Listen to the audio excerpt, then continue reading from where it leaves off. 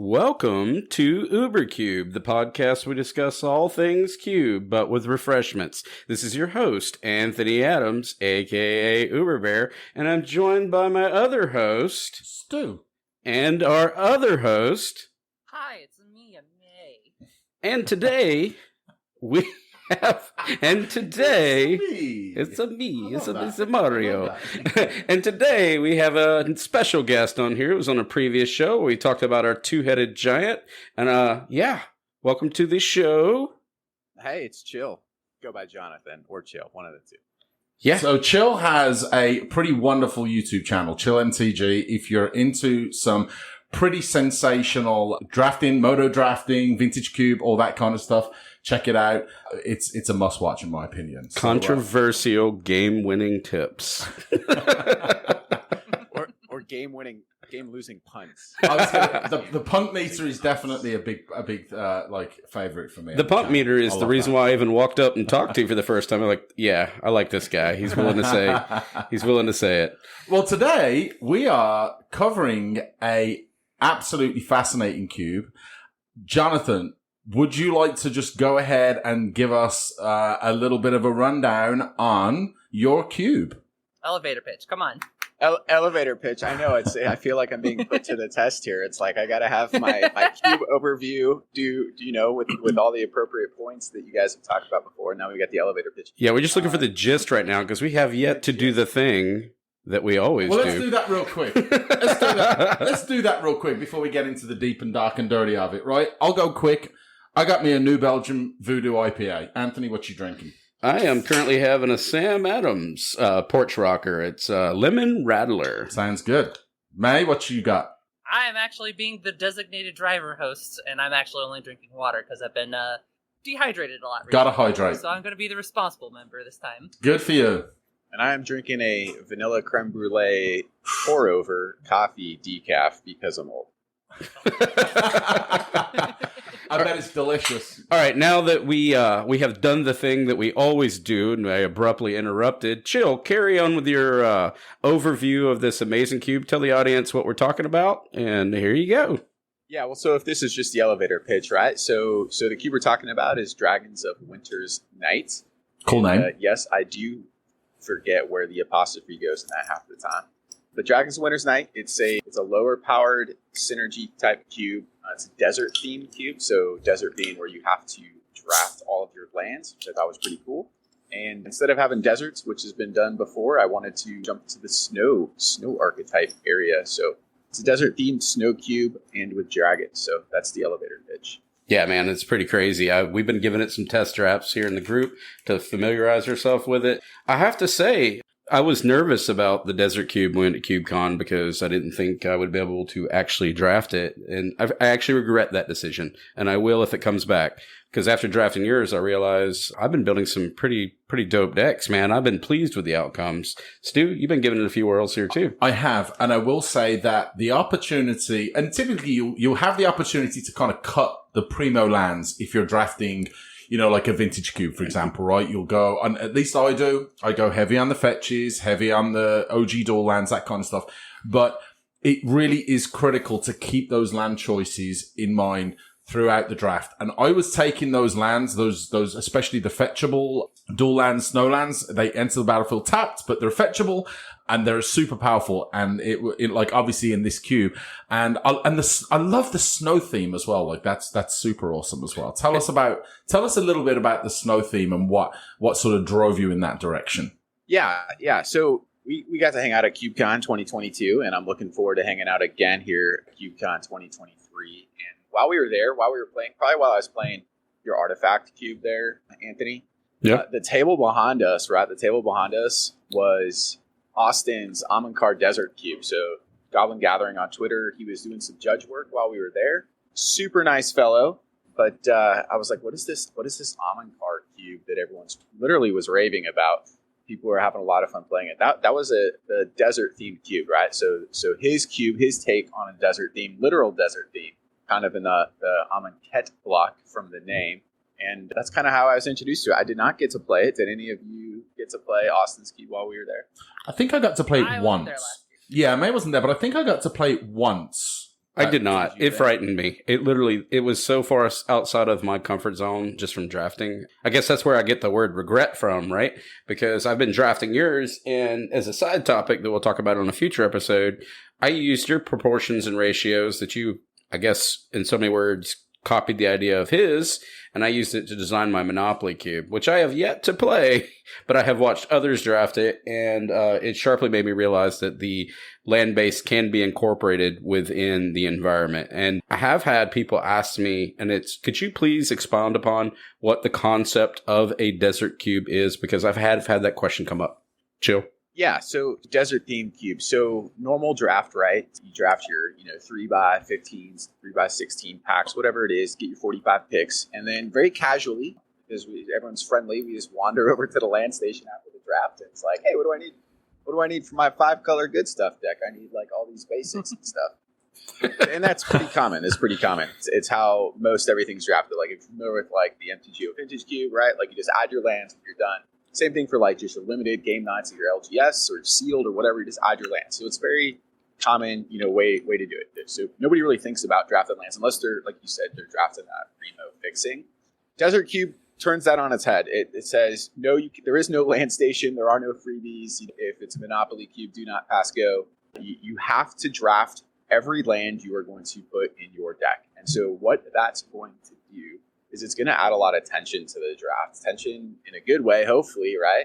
And hopefully folks get usable decks, like they don't just train wreck the whole draft. kind of mentioning, Anthony, when you said you're like a little out of your comfort zone. Yeah. But I think as cube curators, you can do a lot to make sure that doesn't happen to people. But yeah, so Desert Cube, short of it is you have to draft every land. There is no land station after the end of the draft. So the ratios, and I'm jumping a little ahead, because I never built one before, and I kind of did the monkey see, monkey do design concept, right? I looked at yours, and you're at an odd number. What is it, 400 and something goofy? 432. 432. Yeah, weird. And I went ahead and did, well, mine's equally as weird too, because I'm like, I'm going to build a 180. And then the minute I realized that I'm putting land proportions into my actual playables, it started becoming, well, I need 210 to make it functional. I was using basically a scalable ratio. Looking at yours, I would say average 35% to 38% of actual your mana needs to be incorporated inside of your, I guess, in the cube, right?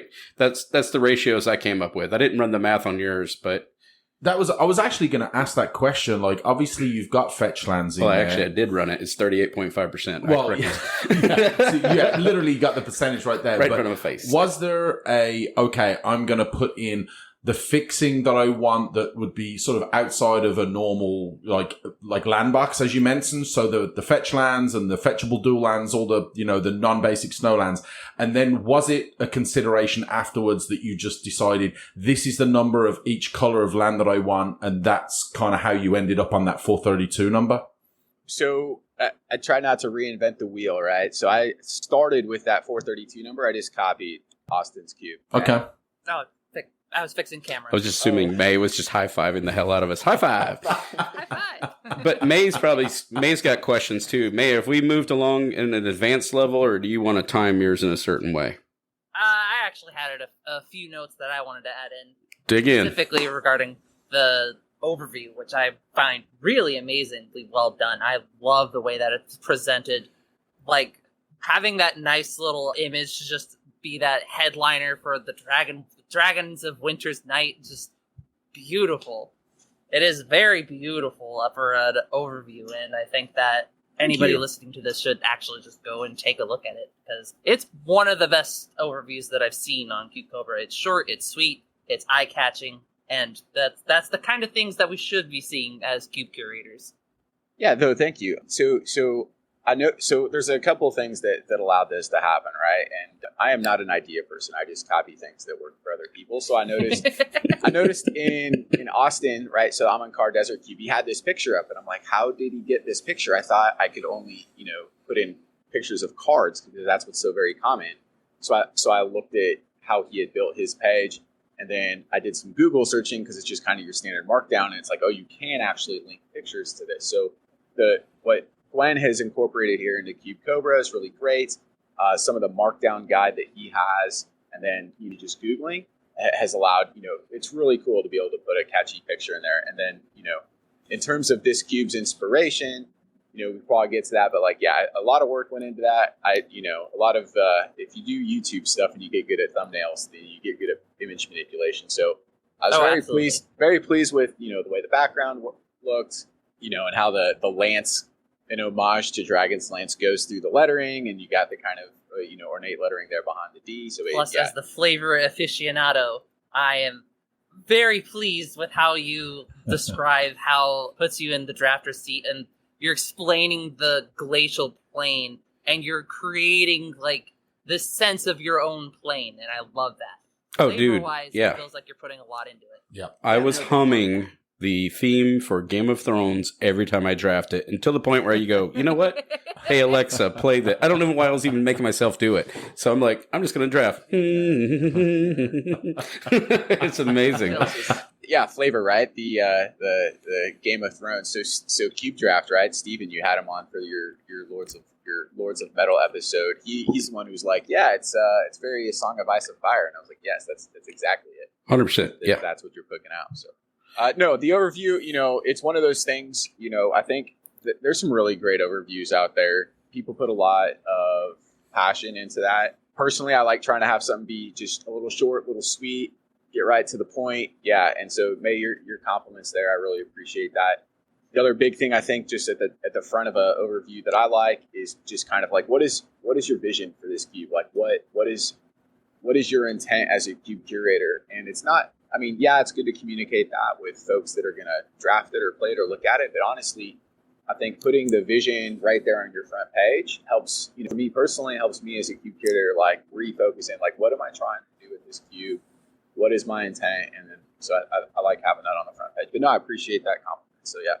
So now I don't put cards in, right? Now any chance I get, it's like, let me put a picture in here instead of a card. So, but Anthony Maddox does that as well. If you looked at his battle box overview, he's got a great layout of his battle box cards, and so that was why I wanted to fan the dragons out the way that I did, and so yeah, no, it's pretty cool. So a lot of great tools from the community here. It's on Scryfall, right?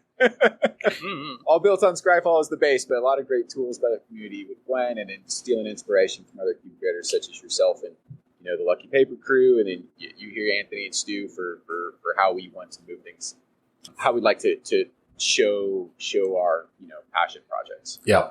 Yeah, absolutely. You basically put a bow on it by making it so beautiful. A book cover, right?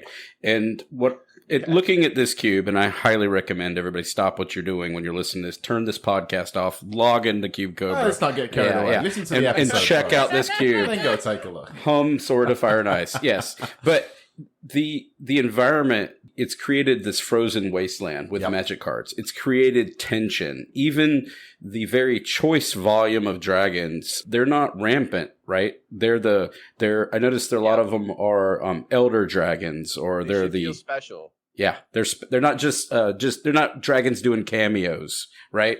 they're actually the holdouts, the most powerful of the dragons. So I imagine it's just something about this environment you made is just really spoke to me as a thematic designer, right? I think May felt the same way as. Oh, I definitely did. It actually gave me a lot of inspiration, and I was totally sidetracked earlier today, and I was reworking on a cube that I've been on and off working on called Dragon Time. And it's like this cube that I keep making versions for and then immediately taking it apart and then remaking it, just because making a cube specifically for dragons is hard. But the way that you had it was really inspirational because, like you said, having it so that way all those dragons feel special and have them be the highlights of the cube rather than just being the full saturation of the cube. And I think that it adds a lot of flavor and depth that was really desperately needed. Yeah. Well, it didn't start that way, right? Everything's iteration. It's, I think I had some more dragons in at the beginning until I finally settled on what I have. And I actually just got some feedback from some drafters, and they're like, hey, your cube's called Dragon. It's the Dragon Cube. I think there'll be some more dragons. So I did add a few more dragons in. But I feel, with thematic cubes, and I think you all have touched on this before, with thematic cubes, I think it's very important to kind of pull that drafter in, right? From the beginning. As soon as they crack that first pack, which, we all love that feeling, sitting around the table, let me crack the first pack. As soon as they crack that first pack, I'm hoping, right, with this cube or any thematic cube, whether it's, the Monopoly cube you're building or the Fey cube, that like your drafters just pulled into that world that you're trying to build from. Like, oh, okay, this is cool. Like, what do I want to draft? What do I want to take? Like, what is this? Like, oh, this is sweet. I haven't seen a cube like this. I want to draft. Oh, I want to build, this sweet, icy dragon deck, or I want to build this artifact deck, or something to pull the drafter in. And that starts right from as soon as they crack that first pack. So that's how we can piggyback off of that and ask, what's everybody's favorite dragon from this cube then? Oh, mine's Old Gnawbone. I mean, because it's terrible everywhere else except for it found its home finally. Please see the Old Gnawbone method. That's a plug. That's the reason why I did that. That was very intentional. check out our previous podcast. Yeah, I love Old Gnawbone. Anyways, it is a great card. Yeah. How about you, Stu? I kind of want to go with, because there's none of the super duper, like, super powerful, like the Glorybringers or any of that kind of stuff in there, right? So, I'm going to stick with red, and I'm going to go with Ancient Copper Dragon, 6/5 flyer for 6. And when it deals combat damage to a player, you roll a d20 and create a number of treasure tokens equal to the result. Strong, and you get treasure tokens. Not good enough for Monopoly, though. Does it seem like it would be the type of dragon you would invite over for Milton Bradley night? Look at the art, though. As well. It is disgusting. It is, but this is from a flavor perspective as well for me. I think the art on Ancient Copper Dragon is like so like fundamental dragon. I just love it. Yeah. So for the listeners, so basically, I'm running about 15 dragons right now. I'm going to bring it up to probably 20, potentially 19. There's not a good green dragon that I can find that I want to add in, but I'm running so in terms of cycles, which we all love cycles, but I'm also a huge fan of, let's break cycles. You don't need to run all 10 swords just because there's all 10 swords, right? So yeah, there are no swords in this cube. So I'm running the mythic cycle from AFR, and then I'm running the mythic cycle from Battle for Baldur's Gate. So those are kind of cool. I have the full art versions of those because I wanted the dragons to feel special. Which are beautiful. I'm a big fan of those. Very beautiful. Yeah, thank you. Yeah, that was as a make them pop, right? Make them pop. And then I'm running almost the full cycle here of the Fate Reforged dragons, but I didn't include the Fate Reforged Silumgar because I don't like hexproof as a mechanic, and I didn't want to. Chill, which one's your favorite? Yeah, so I don't know if I have a favorite. I can say from the last draft, the player next to me connected with the Ancient Silver Dragon, which is the 6 blue 8/8 flyer. I love that one. When it connects, you roll a d20 and draw that many cards, and he naturaled a 20. And so, oh my goodness! I'm kind of hoping he only has 19 cards in his library at that point. 4 cards. Yeah, he had 4 cards left in his library, and managed to get the win still. So, yeah, I was like, you have the whole deck in your hand. Amazing. Yeah, so I'll go with Ancient Silver Dragon just for the gameplay there, because everyone loves drawing cards. But yeah. And what does that card do for the audience? Yeah, no, Ancient Silver Dragon, 6 blue. It's an 8/8 flying dragon, elder dragon. And when you connect with it, you roll a d20, and then you draw cards equal to that dice roll. So yeah, he naturaled a 20, and you have no maximum hand size, so you didn't have to discard. It's kind of flavor text, I guess. Yeah, so that's pretty cool. And May, you're not allowed to say Shivan Dragon. Just go ahead and get that out there. Shivan Dragon's not even my favorite dragon anyway. But I actually have a curveball. I'm not going to pick my favorite dragon of all of the dragons in here. I'm going to pick my favorite dragon in the context of this environment. Yes. Icing Death's Frost Tyrant is actually my favorite in this environment. What does that do? There's a couple reasons why it's my favorite in this specific environment. It is a flying vigilance 4/3 for 2 white, and when it dies, I create Icing Death Frost Tongue, a legendary white equipment that gets +2/+0, and whenever the equipped creature attacks, tap a target creature defending player controls, and then equip for 2. It's super aggressive, being able to tap things down, always having the value whether or not it dies or not, and it's a 4/3 flying vigilance for 4. That is a huge swing in power for how in demand those lands are. It makes it so that way I can see that in a draft and be like, oh, okay, I can actually prioritize all the cheaper things, have Icing Death as my top end, and then use that equipment to kind of bump up my stuff to put that pressure on. That's why it's my favorite for the context of this environment. I love that choice, and I actually agree that the tapping down of opponents' creatures, it just almost seems to be a bit of an afterthought or not a commonly supported mechanic, but it is super duper powerful. And I know with like sets where that has been a major part of the mechanics that have been involved in that, you pick up those cards and you're just, I'm going to swing, I'm going to tap your creatures, I'm going to swing again, I'm going to keep tapping your creatures. And eventually you're at the point like, well, I'm just taking so much damage because they keep tapping my creatures down and I can't do anything about it. It's so great in here because there's Very even the good. perfect partner equipment to go with it called Great Sword of Tyr, which is 1 and a white artifact equipment. Whenever the creature attacks, put a +1/+1 counter on it and tap up to one target creature that player controls, equipped for 1 white. If you have both of those, you're tapping down 2 things every time you attack, and your things get bigger. Feels good. It just can steal a game. Fair opposition, right? Opposition you had to work for. It is fair opposition, and I love that. That you can kill with a lightning bolt, right? If lightning bolt was in here. Yeah, no, I almost want to say that I'm a little disappointed that plate armor's not in here, where it's just kind of yeah, I know what you're talking about. Yeah, it's like an equipment that costs less to equip for every equipment that you have, and then just kind of really lean into that theme. And I think that could be a really good fit here. I think you're right. I think that's what the maybe board was built for. Cobra, right? Yeah, no, that was those are great choices. What I really love, there's some real flavor wins. One of the best flavor wins, in my opinion, is a Visions card that I have added in here in white. It's Retribution of the Meek. It's a sorcery for 2 and a white, and it's just reads bury all creatures with power 4 or greater. Now the bury really doesn't matter too much. I don't think I think that's a regeneration way it interacts with. But what I love about it is it just shows a dragon just getting destroyed in the background of the old Vision style art. Which is perfect. Super flavorful. By, I think it's Nene, right? No, it's by Natalie Hertz. So finding little gems like that, I don't know, does anyone else get lost like scrolling through the scry files? Yes. Yes. All the time. Mm-hmm. I did it earlier Monopoly today. Cube. I needed a dog. I needed a plow. I need a battleship. You see where this goes, right? I mean, I get an iron. I mean, it just goes out of control. So what do your colors represent in your environment? Do you have what kind of drafter expect the individual colors to signify? Yeah, that's a great question, Anthony. Thanks for asking that. So, one of my biggest fears as a cube curator that people go on rails when they draft a cube, especially a new cube, or even I won't call them the trope archetypes, but everyone knows kind of like what are the most common, I guess, archetypes that a specific color has. Now, Aristocrats, right? Rakdos, or even just like monocolor, right? Like I'm aggro if I'm red, or I'm reanimator if I'm black, or like I'm ramp if I'm green, that kind of stuff.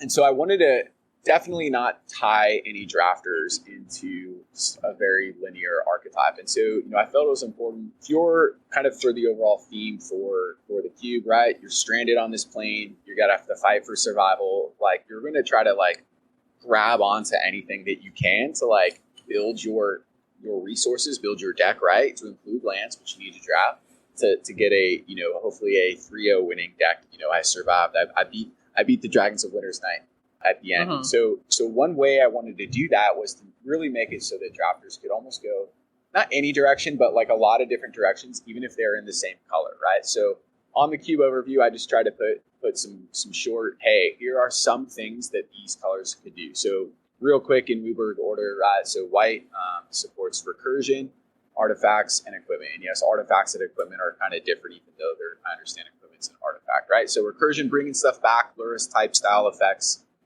or Second Sunrise style effects. Artifacts, like you mentioned, May, the great sort of Tur. I'm sorry, that's an equipment. Artifacts, like Dispeller's Capsule or something that I can really build stuff up with, or equipment. So the sun was white, blue. I liked leaning into tapping things down. I thought that really fit into the ice, the snow. Like I can't untap. So tapping things down, but definitely not with opposition because that's not fun. Artifacts and snow. With black, I support faction, which is the zombie faction, but that's mostly in a sacrifice type way. But there is some zombie lords there. They're White Walkers, right? White Walkers, is that what you're doing? Yeah. Right, exactly. Nice. And that's Nice. what I didn't even make that connection when I started including it, right? And then it came forward and it's like, oh my gosh, White Walkers, I need to. So your inspiration was you were just scrolling through HBO watching Game of Thrones, and you had an idea, right? And you decided, I'm going to make a cube, and it has nothing to do with Game of Thrones. And go ahead. Right, yeah. So black, faction, zombie, support, sacrificing. There is graveyard a little bit in there, but mostly, again. So you could red, artifacts, equipment, and sacrifice, and then green, enchantments, snow and ramp. I did lean into enchantress a little bit there. And what I tried to do, whether or not I'm successful at this or not, that'll be up to the drafters to decide, is how well can going in a certain color and then reach out to another color, right? So could I start drafting artifacts in white and then find cards like enchantment, enchantress style cards in green that can help support that? Maybe I can, right? And then just really trying to work so that way drafters could reach into multiple colors and kind of find synergistic interactions to build their deck. So as we progress through this, I've got little plants, little seeds that I want to put out there, like an idea as we go through. I imagine May's also going to want to do that as well, like flavor ideas. So I have one. Before we start introducing the dragons, I'm all ears. Is Blizzard in the cube? So I think it is. Yeah. So Hurricane is in the cube. But is Blizzard in the cube? So I'm going to tell you what Blizzard does. So Blizzard. Yeah, Blizzard for 2 forests to get an enchantment.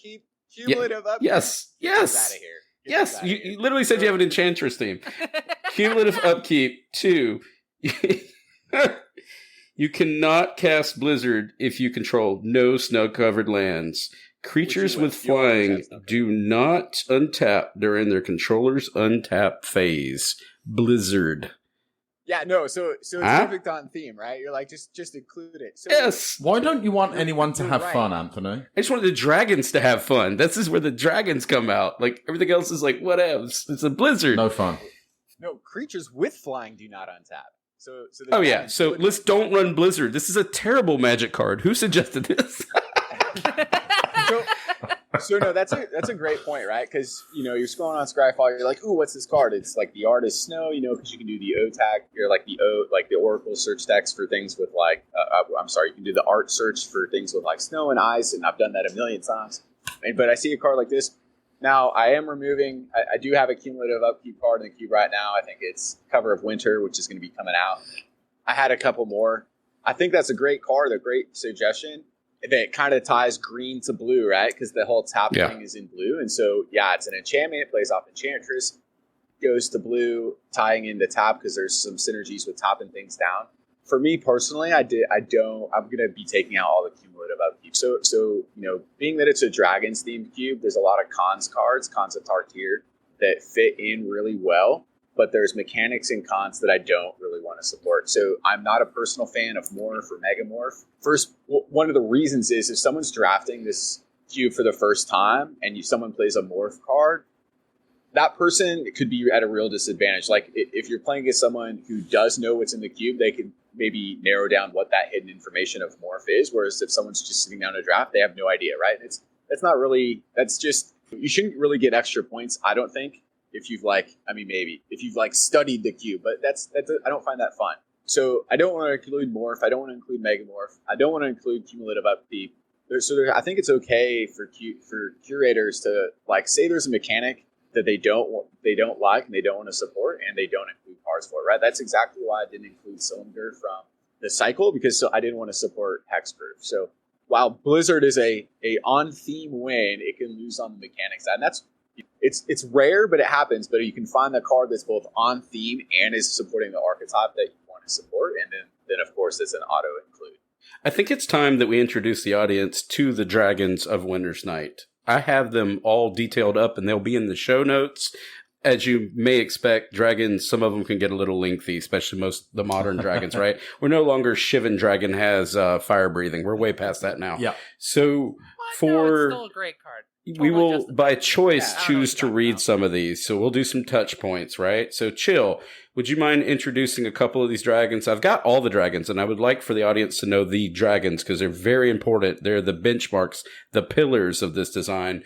But for the essence of time and the boredom of the listeners, I don't think we could read all of Icing Death, Frost Tyrant. I mean, it's a One novel. was fine. Well, May already mentioned that, right? That was the one that May highlighted. So we've covered that So one. we've covered that one. So we have the full cycle, like I said. So we have the full cycle of the Battle for Baldur's Gate mythic. So that's the ancient Elder Dragon cycle, right? You got ancient Gold Dragon, which is the white one, silver, which is the blue one, brass, which is the black one, copper, which is the red one, which you said you liked, and then bronze, which is the green one. All right, and those are all kind of similar. They do different things, but at the end, the long and short of it is they're awesome epic dragons that you roll a d20 with when you connect, and that d20 does something good for you. So it's you just bonus, right? And that kind of variance, like if I roll a d20, listen, rolling a d20 and getting extra benefit, you probably don't need it, right? You just connect it with a gigantic dragon, but it's fun, right? And I think having fun is important to have in cube. So I have that set cycle, and then I have the mythic cycle from Adventures in Forgotten Realms. Those all have a little bit different names. You're right. We got Imrith, Desert Doom, in blue. We got Even Death, Dracolic in black.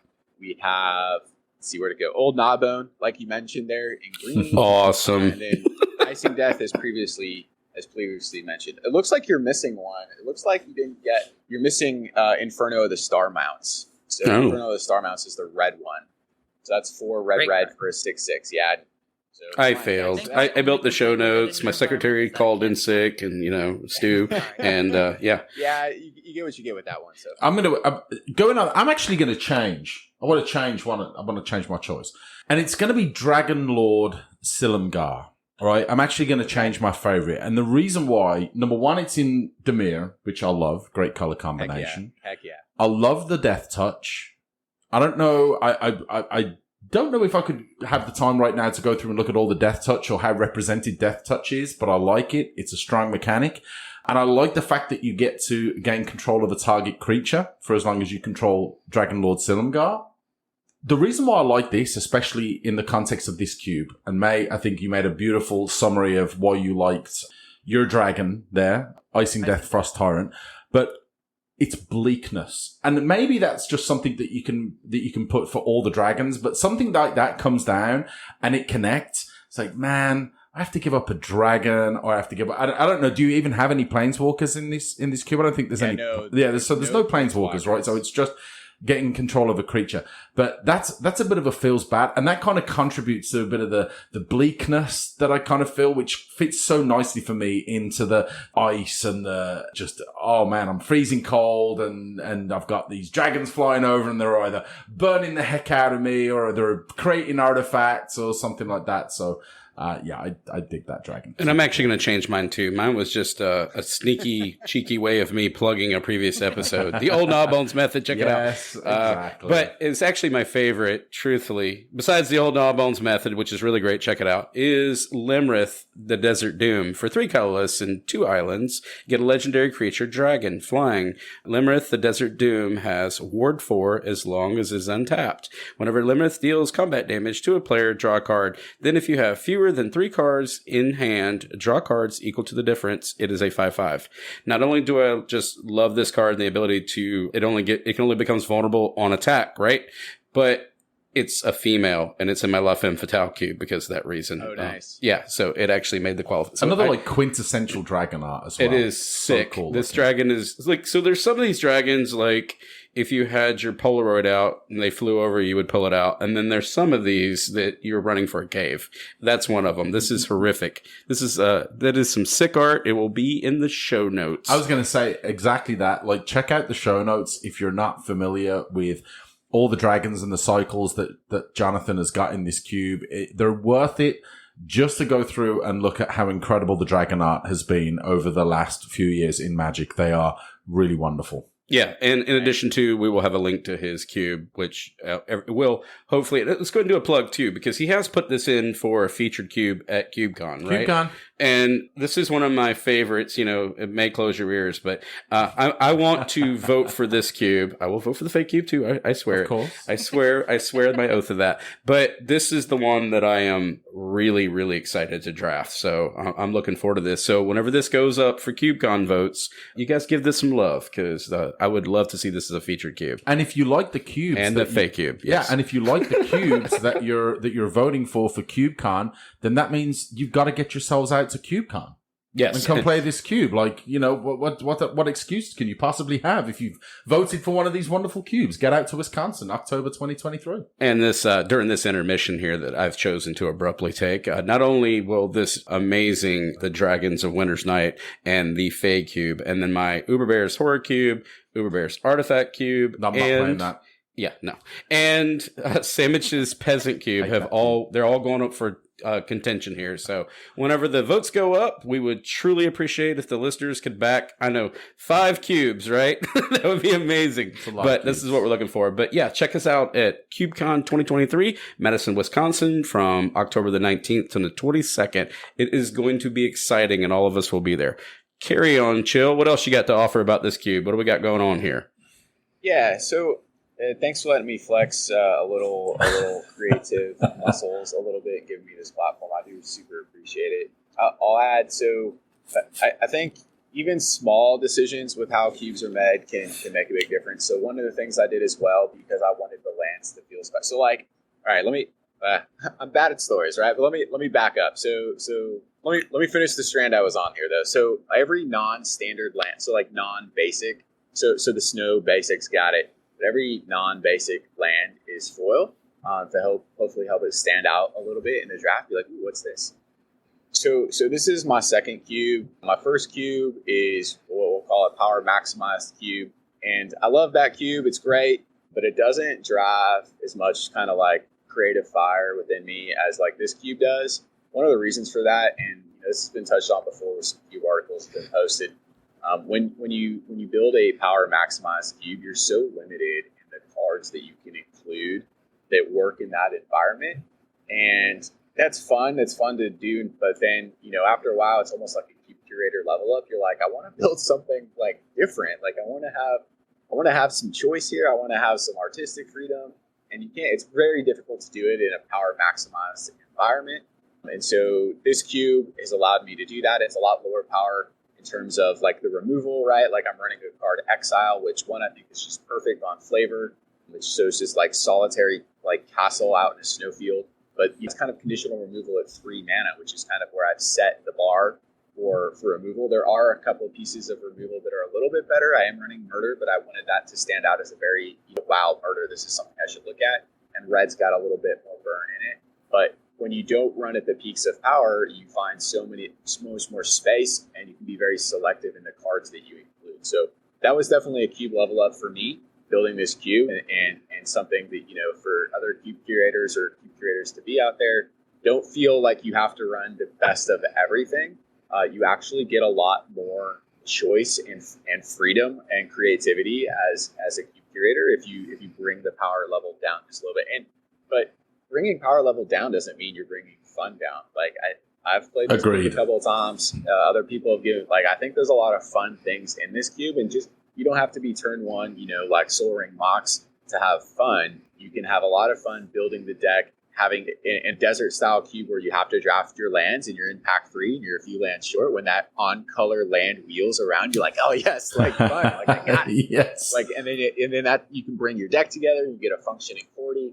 And it's something that you created, right? That is not a linear archetype, and maybe has some cool things in it, some dragons, or some cool interaction that you're like, I'm going to show my opponent this like A, B, C combo that I built. And it's going to be fantastic. Yep. And you go and you play with 7 other buddies, and you have a good time doing it. So that really, having that kind of level up for me has been very, very eye opening, and brought to bear. And that only happened because of going to CubeCon and some of the resources that we have, here in the cube community. Like going to CubeCon showed me how many other different types of cubes there are other than just a power maximized cube. Themed cubes and lower power cubes, or cubes with custom rules or something, can really, really drive cubing to the next level. And so that's why I'm just so super excited to come to CubeCon 2023. J-Bro said I think it's going to be like double in size in terms of what they're trying to do in terms of number of cubes and number of players. And I'm just very excited to, one, see all y'all again. Right. In person for the first time will be great. Hi. Yeah. Hi. and then get up there and freaking just like cube from dawn until dusk, and then after dusk, right? And pass out from cubing for a full 4 days. And I like the comment that you made about sort of for me, and I will say the last 48 hours for me, I have spent a lot of time on cube design with the cube that I'm putting together. And it's a mentality that I had to get myself into is, here is my low end, which is fairly straightforward to sort of keep my brain in. And then here is my top end. This is kind of where I want to be at when it comes to, power and toughness versus CMC for a creature and the kind of abilities that they want them to be at. And I feel like I've had to sort of maintain that. I have not been able to watch any YouTube videos, no legacy content, no vintage cube content, no none of that kind of stuff, which I'm normally a junkie for, but I don't want to kind of get poisoned, if you will, in that, oh, that card's super cool, but it's far too powerful for the cube that I'm trying to put together, right? So I'm definitely I've got a highway. I'm not, I might be able to move lanes a little bit, but if I start like looking for exits and those power outliers that I know are just going to absolutely ruin things, this is why I've had to be so focused. So I can imagine was that kind of similar to the approach that you took when you were designing it, that you were like so focused on those lanes and where you kind of needed to keep that power level? I think it all started with like, what was the story? Like, what did I want the player to feel while they were drafting this cube? In terms of bleak. God bless Scryfall and the power. Yeah. I have a friend, he's building a cube as well, and he told me he was using Gatherer, and I about died. I was like, man, you cannot be using Gatherer to build a cube. Like, I mean, you can, but you're going to get a nosebleed. If you hate yourself. Yeah. So in terms of the left and right bounds, like, you have touched on this before. You can use the maybe board. You can test things out. You can get feedback on the play of the cube, how it's going. Use all those tools at your disposal. If you add a card in that's a little too powerful, like whatever, like people will draft you like this card's a little too powerful. I've already kind of got that point as well, that I know that there's a couple of cards, even though I'm not even, I'm maybe a quarter to 30% through like putting the cards in there. I know already there's a couple of outliers, and I agree 100%. It's nice to have those tools to be able to say, like, look, I know that's a bit of an outlier. I'm probably going to have to shift that down into the maybe, but probably not. But you never know. Like, the whole power level of the entire cube might shift up a little bit, and it might work out that that's a card that can function maybe at the top level of the power. Which leads me to my next segue, the suggestion for the Dragons of the Winter's Night. The card Dragon Breath. For one colorless and a mountain, you get an enchant creature. Enchant creature has haste, and it basically gives it fire breathing. When a creature with converted mana cost 6 or more comes into play, you may return Dragon's Breath from your graveyard to play, enchanting that creature. That's strong. Dragon's Breath. It gives it haste, man. This is a cycle. This is a cycle from Scourge. Yes. I have looked at that. I have looked at this cycle. I tried to, even though there's an Enchantress theme, I'm decided to lean more towards equipment for getting the creatures to go versus enchant. But no, this is, I've looked at this whole cycle. I think that's an excellent input. Yeah, I'm just going to do these random curveballs. This is let you see how this feels. So far, I got plate armor going into the maybe board. Yeah. That's what's going on there. So we kind of touched upon the dragons. I'm going to recap on the ones that are in here. So we've got Ice Death, Frost Titan. We got Ancient Gold Dragon, Limrith. We talked about that. The Ancient Silver Dragon, the Ebon Death Dragon Lich. Now, I want to talk about this because this is not only your zombie faction, but this also is included in your dragon faction. This card is so good. A sick card. And I will say, I'll talk about this a little bit later on, but I drafted a Dimir, definitely more on the black side of things, but I drafted a deck. I saw this. It was so on point for the kind of deck that I wanted to draft. I had zombies in there. I had sacrifice in there. And this card is just such a pull together, right? It's not super powerful. Tell us about these kind of choices and how, like, does this represent a top end for the zombies? And as far, like, it's a dragon, so it's super flavorful for the cube. But tell us about, like, how this ties in with the zombie faction. Okay, yeah, that's a great point. So I'll say, while the dragons do represent some top end, I'm not actually confident that. So even though the dragons do represent top end, I'm not 100% certain that the dragons are the best things to be doing the cube. Are they cool? Yes. Do you want to land them and turn them sideways? Yes. Will you feel good about doing that? Yes. Will you win? Probably. But are there other things in the cube that you can be doing? I think there are. And this is where, I'm hoping players can do some of that adventurous, right, like discovery of this like new world and like how can I survive and what can I find out here? So you brought up zombie faction and in black. One of the other inspirations for this cube was some of the archetypes.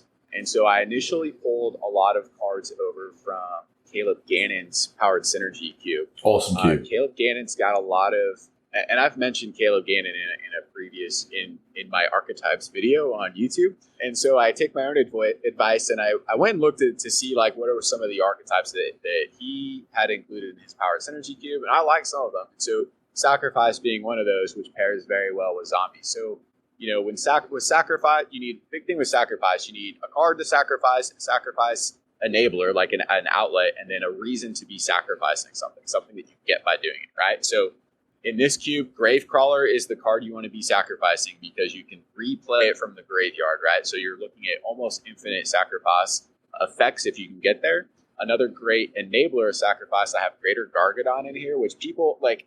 To me, I wish he was like coming out of like, so it looks like a woolly mammoth, so that's kind of on flavor, right? But Greater Gargadon is actually the world's most secret, best sacrifice outlet ever because you can sacrifice anything, creatures, lands, artifacts, anything, right?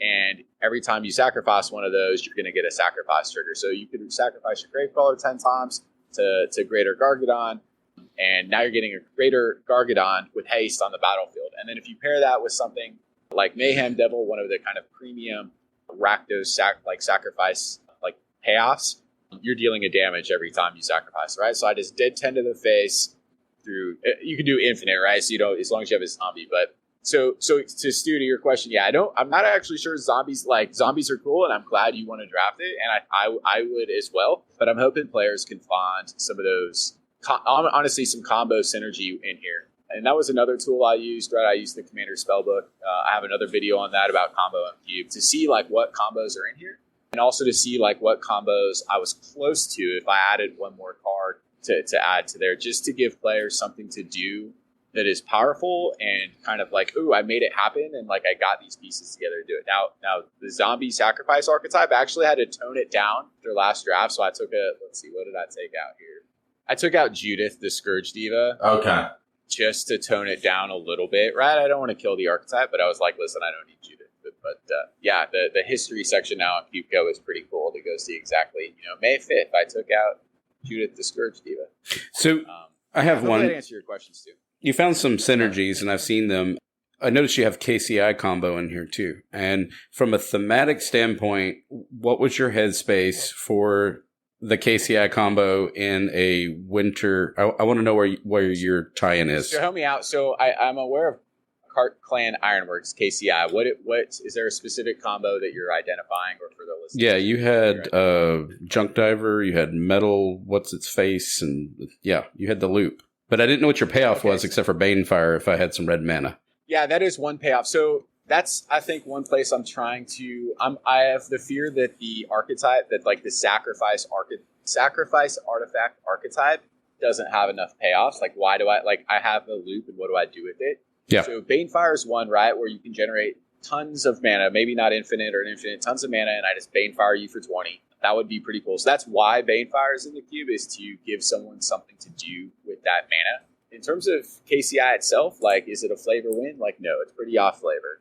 That was one of the choices that I made. I was like, listen, this is off flavor, but it does a very unique effect for artifacts that I want to include, and it could enable some of those synergies. So, no, I think you identified. I want to find a good payoff for artifact sacrifice. Justin, another player who was at CubeCon, he's got the altered cube. I forget what I think it's called. All the Yellow Foods is what he calls his cube. Yeah, it is. He did a draft. So Justin put this together, and his payoff is Dance of the Mance. Nice. So yeah, that's a win. Yeah, so that's another one, right? But this is the best. And so this was a Cube Cobra draft, so with bots. But you can see he's got ways to sacrifice artifacts, ways to recur artifacts, a bunch of great artifacts in here. I love that he's included Teshar as well. He's got Faith's Reward and Savine's Reclamation. So all ways to kind of recur things from your graveyard. And then whether that's just through pure value, like Dragon Spark Reactor could be another way he does it, which I loved it when I found this card. So Dragon Spark Reactor is 1 and a red. It's from Kamigawa Neon Dynasty. It's an artifact. It says whenever Dragon Spark Reactor or another artifact enters the battlefield, put a charge counter on it, right? And then for 4 and sacrifice, you get to dome something, right? So target player, let's see, it deals damage to charge counter to target player and that much damage to one target creature, right? So with this loop, you could probably do a bunch of damage there. Is this as good as Banefire? I don't know. Well, but you also have Hurricane too if you're not at parity, or you can do like I did the other night, where Hurricane. Yep. I was going to die to Stu in my Jun cube, the Munson cube. He's going to kill me. He just did the Lich, whatever, Liliana Vess's brother, and he dropped all the zombies, turned sideways, got death on the board. I got nothing else going on. I cast Hurricane, kill us both, draw, pass. May has questions. No, I actually wanted to throw a curveball for what you could do. You could throw in Galazeth Prismari for your Izzets, because I feel like Galazeth Prismari would add that kind of curve that we're looking for a kind of really heavy spell slinger. And when mana is so heavily in parity, having a way to really utilize those treasures in a different way could be a really unique option. Yeah, no, that's a great input. Yeah. I think there's a kind of a treasure sub-theme coming out in Red as well. It's an artifact, but it's also some treasure stuff. Galazeth Prismari could fit real well. Yeah, I really appreciate that.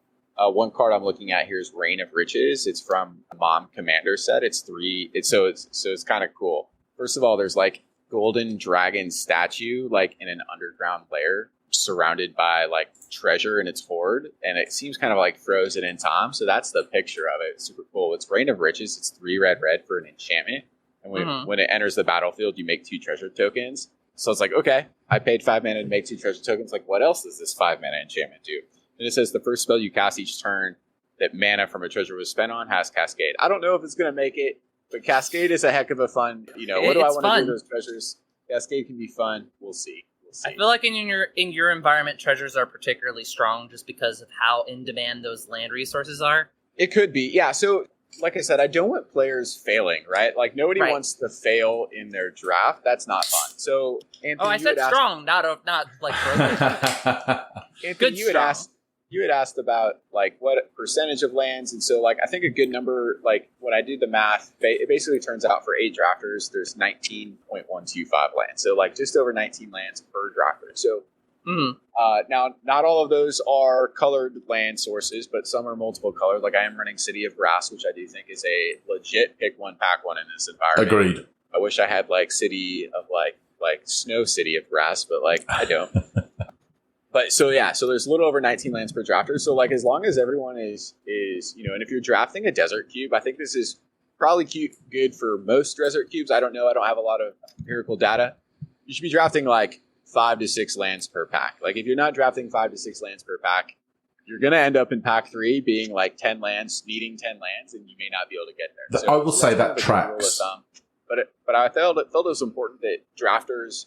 It's possible for all drafters to succeed. Okay, so there's a little over 19 lands per drafter, so all drafters can succeed. But you do have to be careful, right? There is a little bit of tension there, which I think adds a little fun to the draft and a little, a little like, oh no, like, am I going to get there? Or am I not going to get there? But it's possible for them all to get there. And so, if you're looking to build a desert cube, that's my only like 2 cents on that.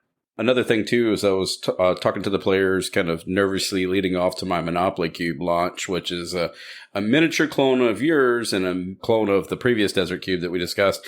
And I was kind of telling them, when you're looking at the lands, don't look at the Orzhov color group. Look at it as, I need white.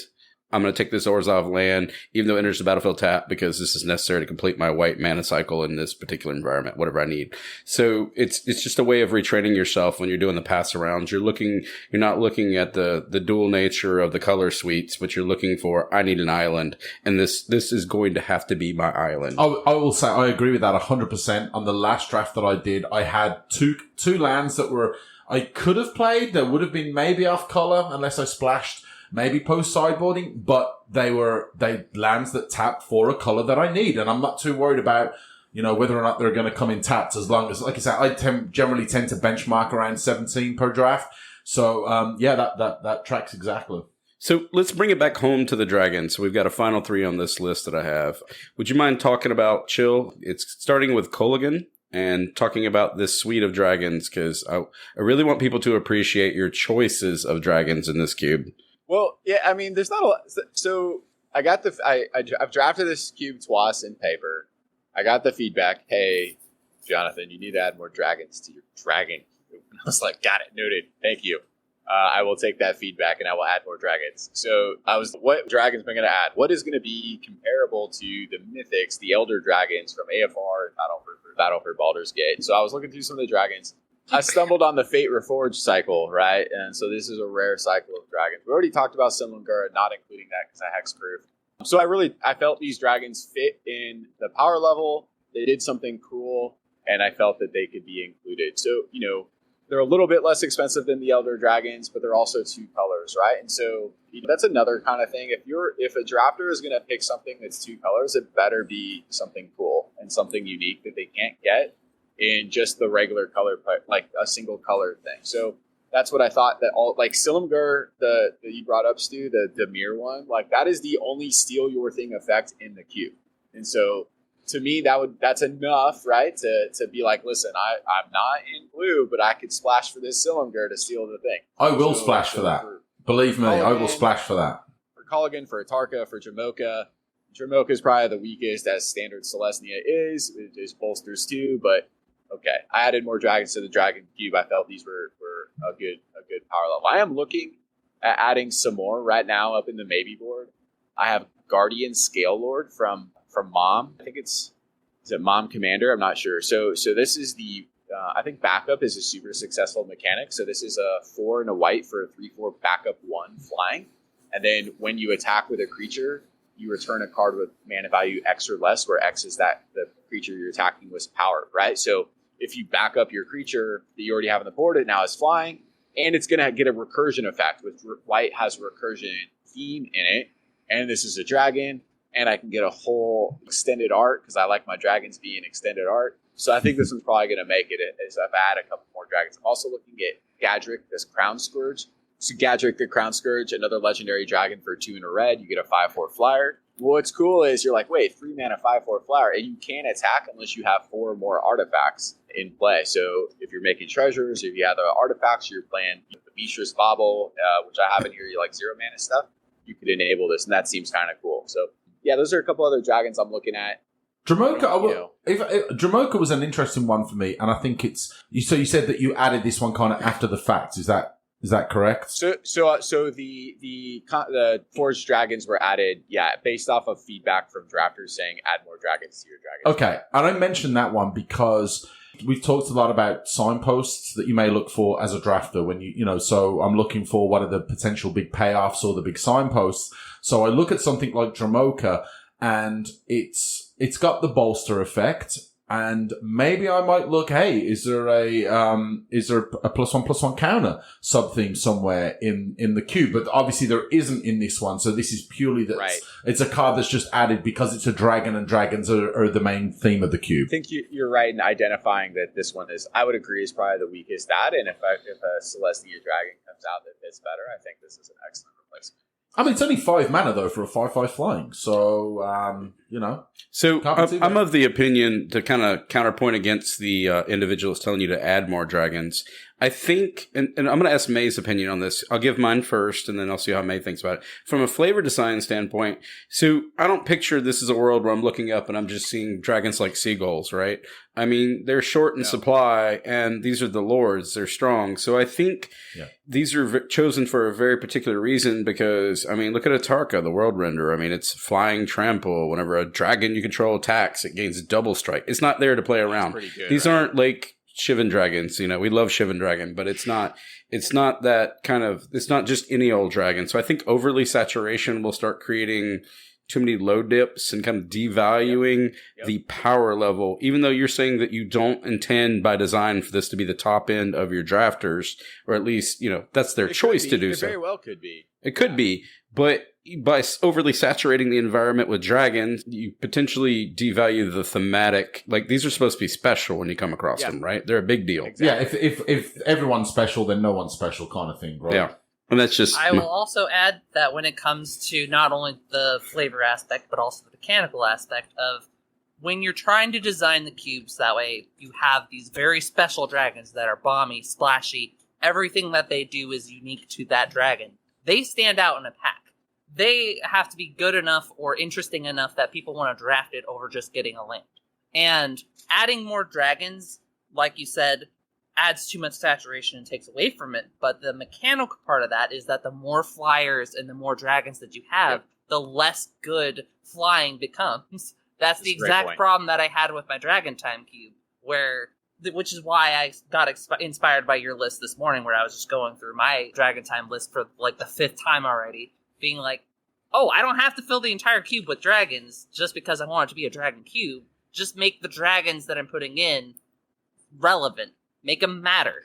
The more that they stand out as the big bomb splashy cards of the pack, or the big mechanical standouts, the more interesting that they're going to be to draft and prioritize. For Wizards of the Coast, right? Like, they do that with their, I mean, you can agree with it if you're not, but if you listen to Morrow, they have their booster fund, right? Like, there's a reason. So every card in this cube is just the basic frame. Basic card, no foil, no splashy. But the dragons are extended. Like, that's super cool. And then the non-basic lands are foil. So, like, to your point exactly, that dragon's going to stand out. You're going to be like, oh, sweet, I opened Icing Death. Like, sweet. Like, I want to draft this sweet white deck where I'm going to get some equipment and hit you in face with Icing Death. And if he dies, great, I get more equipment to now tap your stuff. So, no, that's an excellent point. That's 100% spot on.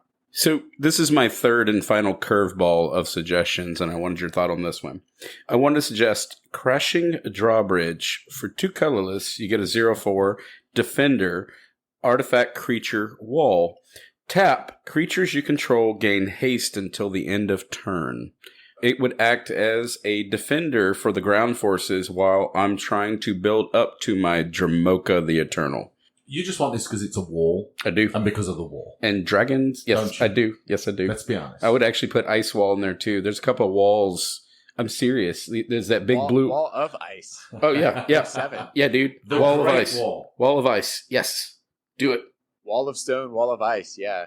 Yeah, right now the things that give haste are in the red section of the color pot for this cube. So I don't know if I necessarily want to have walls in the cube to slow things down. I think, so one of White's sub-themes is like Mentor of the Meek. It has some smaller things that I can recur. And if a colorless artifact, which any drafter would have access to, could kind of stonewall that, I'm not sure that would play perfectly well with some of the balance that I was trying to have among those. I want archetypes to be viable. Of course, let me rephrase. As a curator, you want no traps, right? You want every archetype that you include to be functional and be able to win. Now, obviously, I think some archetypes are better than others. Like I said, I had to tone down the sacrifice theme a little bit. I thought it was a little too good. That also being said, like, I want to see someone win with a Lurrus Mentor, the Meek style white deck. I want to see someone win with, like we just brought up with Justin, with his artifact sacrifice into Dance of the Manse off of KCI or Banefire or something like that. So I want to see some of maybe those, what I would find unique and interesting archetypes. You want to support them a little bit. Yeah, I was also looking. Curveball, Anthony. I was looking at the sacrifice. So the deck that I drafted earlier that I was talking about. When I'm looking at some of those sacrifice, I'm not always looking at if I'm able to sacrifice creatures with like Ashnod's Altar as an example. Yes, it can work wonderfully in some kind of combo environment where you're looking to put some kind of loot together. But sometimes, you know what?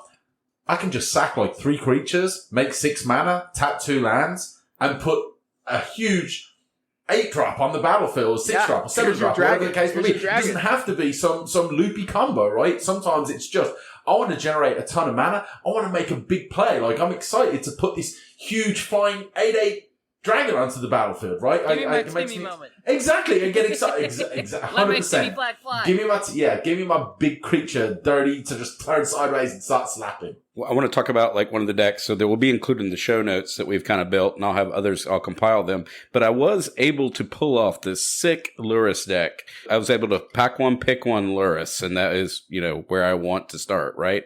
And I went with things like Dragon Hunter. And let's talk about Dragon Hunter. Like, how in demand is Dragon Hunter in this particular environment? I mean, what are we looking at? That was the whole build-up. Dragon Hunter. Tell us about it, Chill. And you want to talk about Dragon Hunter? How high of a pick is Dragon Hunter? It's pretty good, right? Because it's got protection from dragons. Dragon Hunter, right? So it's white for a 2/1 human warrior. Warriors is also a supported faction, at least in red, so I'm trying to bleed it over. It has the keywords here, not keyword, but protection from dragons. And Dragon Hunter can block dragons as though it had reach. So it is the dragon brick wall for sure. So how in demand is it? I mean, it's a 1 toughness creature that dies to anything but a dragon. So is it cool? Is it good? Like, yeah. Like if I land my Icing Death and you play a Dragon Hunter, I'm like, oh man, I hope I drafted removal. And I actually don't think that it's as good in this environment as it is in the Fake Cube. And the Fake Cube has less dragons. Yeah. Okay. But because there's so many more changelings, it's more relevant in the Fake Cube. But you can see so where... I think in this specific environment, it tricks you a little bit. If I had Lurrus out, it has I could protection loop from Dragon Hunter. Dragon's cube. Oh, wait. This is just the Savannah Lions, except when they have a dragon out. So I played, and again, one of the times I played it in paper, I played against my friend Mike, and Mike drafted a totally reasonable deck, but he forgot to draft removal. And so, this would be one of those cards where it's like self-critiquing. It's like, listen, drafter, there are some things that you need to know to do, and that is you do need to have some way to deal with problematic creatures, problematic enchantments, artifacts, something like that, right? And so looking for those cards to draft, you can't just go in, all in on one creatures only and have no interaction. That's not going to work. I do want to reward drafters for drafting good, reasonable decks. I've tried to include cards that can interact with, usually permanents that are hard to interact with. So interacting with creatures is usually pretty easy, but interacting with enchantments and artifacts, that was some early feedback that there was not enough enchantment and artifact interaction. So I've tried to include cards that hopefully don't get sideboarded, that there's reasons to play that are not, so you don't just sideboard it, that also interact with those problematic enchantments and artifacts. When you're building a cube, look for those kind of things. Like that would be kind of some of those Swiss Army knife or some glue to kind of help some of the archetypes. So, any final thoughts? And besides the fact that we've told our listeners to, whenever it comes up for CubeCon vote, we would really appreciate if people could give some love to this cube because it's absolutely gorgeous and we're in love with it. Any final thoughts you have on this environment? Any things that you would suggest or standouts or big ideas that you have right now? I'm a big fan of this environment. I actually took a different approach compared to what you both did, where I figured that you were going to be making decks and drafting. I decided to take the top-down approach of, if I were to take this list and theory craft some decks, what would I build? And I theory crafted some Gruul Treasure deck. It was white, blackish equipment deck. It was like a splash black for just that Icing Death deck that I was mentioning before, where it's just, I'm just trying to clear the board and smack your face. All right, Stu, any final thoughts you have on this cube or any? I will say, I love the way that it drafted. I did a few mock drafts, and I want to go back to this from an emotional, I had an emotional reaction to this, which I tend to look for when I'm drafting a cube. And it did feel kind of bleak. Like the choices, they felt like I really did have to think very hard. And maybe this was because it was a desert cube and I'm always looking for the premium lands. I'm looking for fetch lands. I'm looking for lands that tap for 2 colors. Obviously, there's no OG dual lands or shark lands or anything like that in there.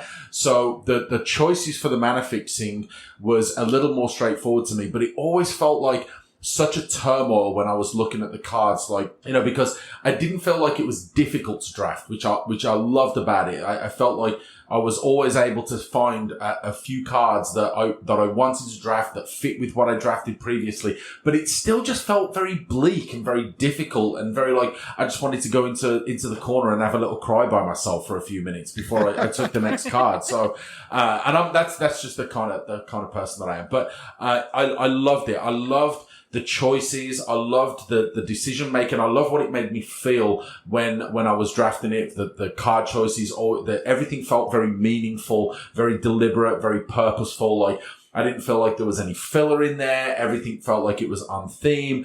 And I know we've mentioned this previous or before in this episode. I really, really cannot wait, even if it's not chosen at CubeCon, which will be a travesty, which it will be, because it will be. But bring it when we're hanging out in that hotel room. We're going to be drafting this bad boy for sure. Yeah, so I'm going to give mine before I turn it over to Jonathan here. So for me, it was not only the cube pulled me in from the get, right? Whenever I just started looking at the cards and his art selections without even doing it, understanding how a Desert Cube worked, if I'm being honest, I started humming the Song of Fire and Ice. I started literally just tapping my feet. I wasn't kidding. I was just like, whoa, this is really having an emotional impact on me just from his artistic choices and what he's trying to. And I hadn't even, at that point, I'm just perusing through the list, right? That says a lot about the storytelling. It's like I'm just kind of flipping through the library and I'm looking at book covers and they're giving me emotional feedback, right? And that's very impressive. And then as we talked about in the beginning, I guess your, TLDR or who cares? Your executive summary, your front page.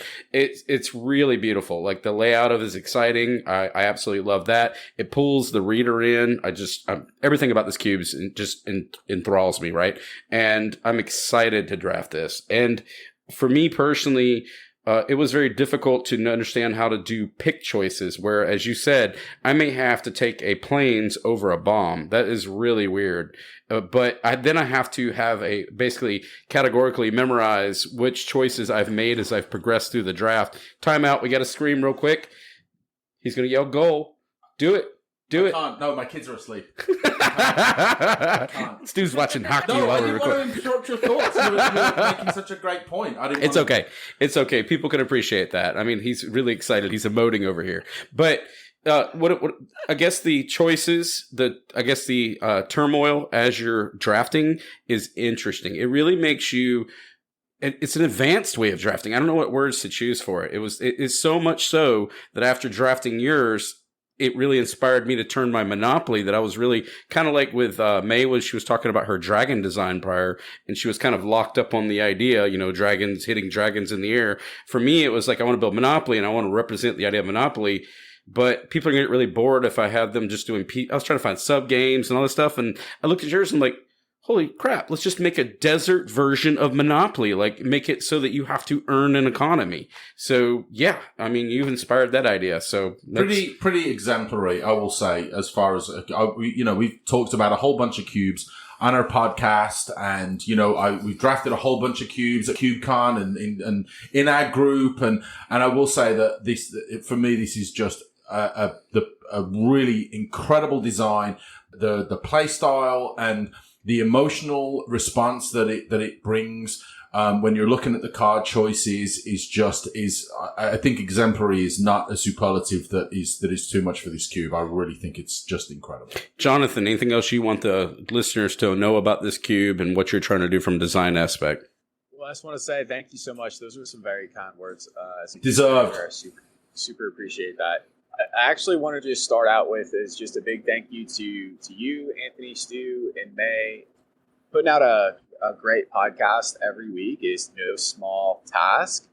And, for anyone who enjoys listening to your show, there's a lot of work, but there's a lot of passion that goes into this. And so from everyone else in the Cube community, thank you so much for what you are doing to enrich that community. So I think that's important to recognize. I will plug CubeCon, so if you're not going, go to mtgcubecon.com, and you can see all the information. There's a Discord you can join. If you have questions, it's a really welcoming community. Pop in there to the MTG CubeCon Discord. Again, it's linked on their website. And come say hi, ask some questions, and hopefully we can get some more players out at CubeCon this year in Madison. So I'll just close with, I did make a trailer for this cube. I titled it on YouTube. You can Google it. It's Huge Nerd Makes a Trailer for their MTG cube. So, all right, we'll put that on the Twitter. I will add that too. Yeah, that'll be on Twitter. You gotta fly the nerd flag when you can, right? You just gotta own it. So I'm a millennial. I'm old. I just gotta own it. So go check out my Cube trailer. Check out some other content if you like thinking about Cube theory. You want to see some Cube gameplay where I make a lot of punts. You go check out Chill MTG TV at YouTube there. So anyhow, thanks so much for having me on. I really appreciate it. Oh, it's always amazing. We look forward to. We're going to do this again and again. This isn't the last time. Stu, would you mind taking us away, please? Yeah. So, as I mentioned earlier, please go ahead and check out Chill MTG, Jonathan's YouTube channel, for some wonderful cube drafting content. I cannot speak highly enough. And like I mentioned previously, the punt meter is just the absolute pinnacle of content. It's incredible. As always, if you love the show, we would really appreciate, give us a 5-star review on your chosen podcast platform. Really helps us get out there and reach more out to the community and get in the ears of more and more people. Magic the Gathering players. We want more of you players to become cubers, cube curators, cube drafters. We love the format and really can't help but, want to promote this format as much as possible. And, it's amazing. It's the best way to play Magic. And, we hope this, either inspires you to watch some content on YouTube or, bring it up with your play group, or go ahead and design your own cube as so many of us here have done or are doing.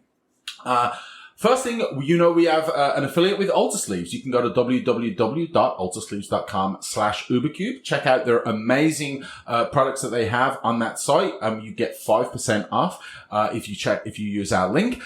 If you want to support our show, you can also use our Inked Gaming affiliate link if you want to check them out. They have some wonderful playmats, dice bags, mouse pads, all that kind of stuff, all kinds of cool custom products.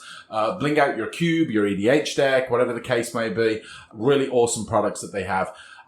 Reach out to us on Twitter. We are at UberCubeMTGPod, right? We've had a ton of really awesome discussion. I feel like recently we've really ramped up the discussion when it comes to... we've had a huge... Oh, it's been crazy. It's been wonderful. So we're working on an episode, and it's pretty sweet because I put a Twitter feed out there, and we're like at 5,000 views, and the episode is writing itself through the community. It will be a fully community-involved episode coming out soon from UberCube. Yeah, please contact us on Twitter or follow us on Twitter. There's all kinds of wonderful conversation going on there.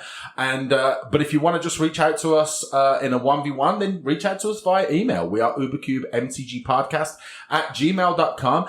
And if you check out our Twitter, you can also see the Discord that we have up for our community.